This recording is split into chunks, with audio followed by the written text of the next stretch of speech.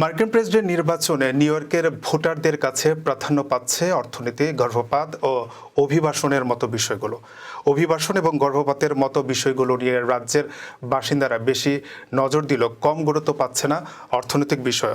নিয়ম করে নিত্যপণ্যের দাম বৃদ্ধি জনজীবনে এনেছে সীমাহীন ভোগান্তি, আর এই ভোগান্তি লাঘবে ভোটের আগে একটু বেশি চিন্তিত নিউ ইয়র্কবাসীরা। নিউ ইয়র্কের বাসিন্দারা বলছেন, শুধু প্রতিশ্রুতি নয়, সংকট থেকে উত্তরণের প্রার্থীদের কাছ থেকে সুনির্দিষ্ট পরিকল্পনা চান তারা। রাজনৈতিক বিশ্লেষকরা বলছেন, নীল শিবিরের ঘাঁটি হিসেবে পরিচিত এই স্টেটে তরুণ থেকে বৃদ্ধ সবার মুখে দ্রব্যমূল্যের ঊর্ধ্বগতি নিয়ে হতাশা। তাই অধিকাংশ ভোটারদের কাছে এবারে নির্বাচনে প্রধান বিষয় অর্থনীতি। রিপাবলিকান প্রার্থী সাবেক প্রেসিডেন্ট ডোনাল্ড ট্রাম্প বিদেশ থেকে, বিশেষ করে চায়না থেকে আমদানি পণ্যে কর বৃদ্ধির পাশাপাশি দেশের বড় বড় কোম্পানিতে কর কমাতে চান।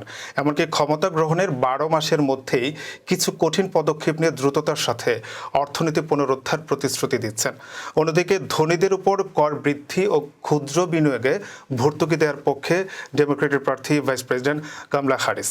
চাইল্ড ট্যাক্স ক্রেডিট সম্প্রসারণ ছাড়াও নবজাতক এবং নতুন পরিবারের আবাসনে বিশেষ ছাড়ের ঘোষণা দিয়েছেন তিনি। এদিকে জেনজিরা দেশের ভবিষ্যৎ নিয়ে বেশ উদ্গ্রীব।